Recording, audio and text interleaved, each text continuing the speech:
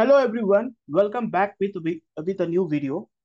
Okay, so in this video, I'm going to discuss about appointment of new governor of Jharkhand.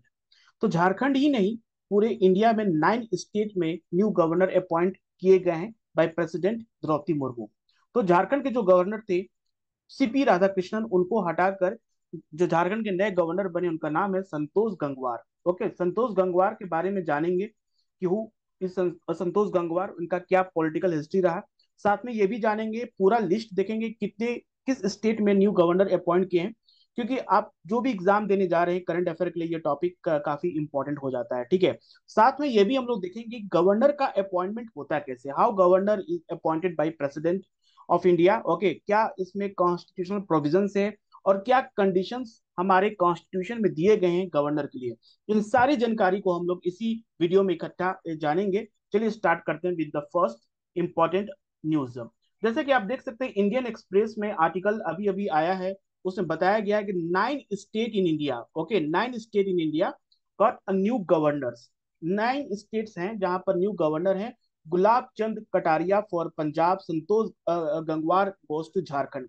मतलब कि झारखंड ही नहीं, पूरे India में 9 states में न्यू गवर्नर रिसेंटली अपॉइंट किए गए हैं, जिसमें से 3 स्टेट्स में जहां पर रिशफल किए गए हैं। ठीक है, तो जानेंगे president Draupadi Murmu has appointed new governor of 6 state and shifted incumbent in 3 state. Okay, जैसे कि हमको आपको पता है कि हमारे कॉन्स्टिट्यूशन में ये बताया गया और 7th कॉन्स्टिट्यूशनल अमेंडमेंट एक्ट में ये बताया गया है कि one governor can be appointed as a governor of 2 state. ठीक है, एक गवर्नर, दो स्टेट गवर्नर हो सकते हैं by president of India. The 7th constitutional amendment act से ये प्रोविजन लागू होता है। ओके, जैसे कि इसमें कुछ लिस्ट में बताए गए हैं, Jishnu Dev Varma as a Telangana governor, हर भाई okay Hari Bhau Kishan Kishan Rao Bagde as Rajasthan governor, Om Prakash Mathur as Sikkim governor, Santosh Kumar Gangwar as the Jharkhand governor, Ramen Deka as Chhattisgarh governor and CH Vijay Shankar as a Meghalaya governor. इसके बाद आपको पूरा लिस्ट यहाँ पर देखने को मिल जाएगा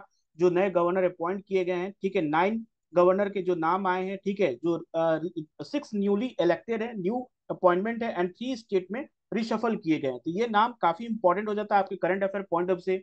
जैसे कि Haribhau Kishan Rao Bagde appointed as governor of Rajasthan, Jishnu Dev Varma appointed as a governor of Telangana, Om Prakash Mathur appointed as a governor of Sikkim, Santosh Kumar Gangwar appointed as a governor of Jharkhand, Ramen Deka appointed as governor of Chhattisgarh, CH Vijay Shankar appointed as governor of Meghalaya, CP Radhakrishnan जो कि गवर्नर ऑफ झारखंड थे। ठीक है, उनको additional charge Telangana का भी दिया गया था। ठीक है, उनका गवर्नर झारखंड के साथ साथ वो तेलंगाना स्टेट के भी गवर्नर थे, उनको बनाया गया as a governor of Maharashtra. ये पॉइंट काफी इंपॉर्टेंट हो जाता है, आने वाले JPSC इंटरव्यू में पूछा जा सकता है। जो कि CP राधाकृष्णन जो कि झारखंड के प्रीवियस गवर्नर थे, उनको नए गवर्नर किस स्टेट के बनाए गए, और जब वो गवर्नर थे झारखंड के तब उनको तेलंगाना के भी साथ साथ में गवर्नर थे। ठीक है, then Gulab Chand Kataria governor of Assam appointed as a governor of Punjab.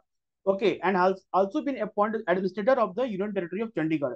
तो गुलाब चंद कटारिया को as a governor of Punjab और एडमिनिस्ट्रेटर ऑफ यूनियन टेरिटरी। आपको पता है कि यूनियन टेरिटरी में गवर्नर नहीं होते हैं, वहां पर एडमिनिस्ट्रेटर होते हैं। ठीक है, then Lakshman Prasad Acharya governor of Sikkim appointed as a governor of Assam and also been given additional charge of the governor of Manipur.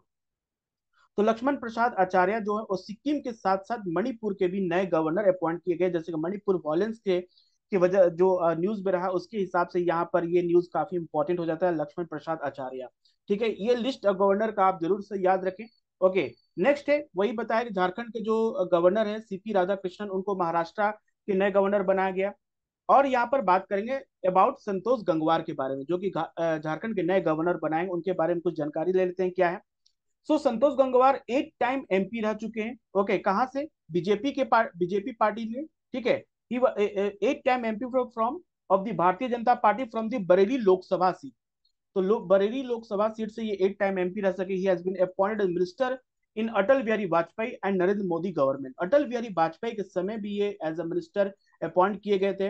He was not given a ticket in the BJP by the BJP in the recently concluded okay Lok Sabha election. जब जो Lok Sabha election था वहां पर उस समय जो 2024 में Lok Sabha election हुआ, उसमें इनको टिकट नहीं दिया गया था, क्योंकि ये पहले से डिसाइड हो गया था कि इनको एक नई रिस्पॉन्सिबिलिटी, एक नई जिम्मेवारी दी जाएगी as a governor of Jharkhand. Okay, इनके बारे में कुछ अलग से इंफॉर्मेशन और भी एक्स्ट्रा इंफॉर्मेशन ये है जो कि एग्जाम पॉइंट ऑफ व्यू और इंटरव्यू पर्पज से काफी इंपॉर्टेंट हो जाता है, ये जान लेते हैं यहाँ पर। ही is a former minister of the state with independent charge in ministry of labour employment with in the government of India. Okay, ये क्या रह सके, minister of the state with a independent charge. आपको पता है काउंसिल ऑफ मिनिस्टर्स में जो होते हैं कैबिनेट मिनिस्टर होते हैं, स्टेट मिनिस्टर्स होते हैं, इंडिपेंडेंट चार्ज और डेप्टी मिनिस्टर भी होते हैं। ओके, तो इसमें state minister independent charge ministry of labour employment रह चुके हैं। He is a member of the parliament 16 Lok Sabha and former minister of the state in government of India and leader of Bharatiya Janata party. He has been member of parliament of the city of Bareilly since 1989 से हैं। Okay, till date accept 2009-14, ठीक है, 2009-14 में नहीं जीत पाए थे। ही also the chief of whip of the 14 Lok Sabha. आपको whip का पता होता है, व्हिप का काम क्या है पार्लियामेंट में, जो कि एज अ रूलिंग पार्टी को डिसिप्लिन में रहने बताता है और मॉनिटर करता है कि every member of the political party follow the rule of the parliament. Okay, he faced defeat in the 15 Lok Sabha. 2009 में लोकसभा इलेक्शन ये हार चुके थे विद नैरो मार्जिन, बहुत ही कम मार्जिन से हारे थे। So Gangwar was the chairman of public account committee in 2009। 2009 में ये पब्लिक अकाउंट कमेटी, जो कि बहुत ही इंपॉर्टेंट एक पार्लियामेंट कमेटी होती है जो कि स्टडी करती है अबाउट गवर्नमेंट एक्सपेंडिचर सारे चीजों को। He has been elected as a member of parliament in the 16th Lok Sabha. He won by margin of 2.4 lakh vote over his rival candidate 2014 general election. He resigned from the post of cabinet minister ahead of the cabinet reshuffle in July 2021. Now he is a president. He is a currently chairperson of the committee on public undertaking. Public undertaking के एक chairman भी अभी वो रहे थे इससे पहले, झारखंड के गवर्नर बनने से पहले। ठीक है, अब आगे की बात करेंगे क्या हमारा कॉन्स्टिट्यूशन प्रोविजन है अपॉइंटमेंट ऑफ गवर्नर। तो article article 153, okay, article 153 of Indian constitution that talk about governor of each state and same person can be governor of 2 और मोर स्टेट। और ये जो प्रोविजन ऐड हुआ था that by the 7th constitutional amendment act 1956 से, ये बहुत ही important है आर्टिकल 153। ये मतलब कि हमारा कॉन्स्टिट्यूशन में दिया हुआ है कि गवर्नर एक स्टेट के भी हो सकते हैं और सेम गवर्नर एक से दो स्टेट के हो सकते हैं। ठीक है, देन आर्टिकल 155 कहता है governor of state shall be appointed by the president bye warrant under his hand and seal. जो अभी 9 गवर्नर अपॉइंटमेंट 9 स्टेट को जो न्यू गवर्नर मिला है by president Draupadi Murmu from the article 155 के प्रोविजन से। ठीक है, कि president have a power to appoint the governor of the state. Article 156 बताता है governor shall hold office during the pleasure of the president, but his normal term office will be 5 year। Okay, 5 year का duration होता है। The governor may by writing under his hand and address to the president resign.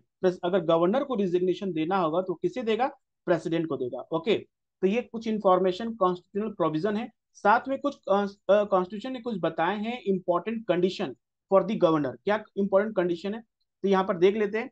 The constitution lay down only 2 qualification. जो qualification है governor का, क्या qualification है, he should be a citizen of India and he should have completed the age of 35 year. ये हमारा 2 important qualification बताया गया है गवर्नर के लिए। ठीक है, इसके साथ बाय डिफरेंट सुप्रीम कोर्ट का जजमेंट के बाद एक 2 प्रोविजन और ऐड किया गया है। ठीक है, हमारे कॉन्स्टिट्यूशन में कि जो भी person as a governor appoint होगा ये दोनों कंडीशन को तो फुलफिल करेगा, साथ में 2 और कंडीशन बताएंगे। क्या है, he should B an outsider.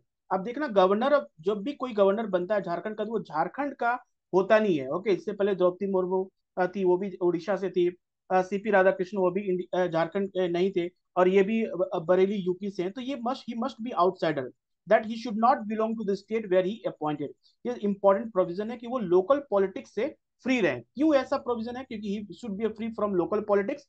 Second, while appointment of the governor the president is required to consult the chief minister. बहुत इंपॉर्टेंट है, जब भी न्यू गवर्नर प्रेसिडेंट अपॉइंट करेगी ओके किसी भी स्टेट का, तो उस स्टेट का चीफ मिनिस्टर से जरूर कंसल्ट करेगी, क्योंकि आगे जो तालमेल है चीफ मिनिस्टर गवर्नर का वो एक स्मूथली रहा है। ठीक है, because of smooth function of the constitutional machinery in the state is ensured. However both the conversion have been violated in some of the cases.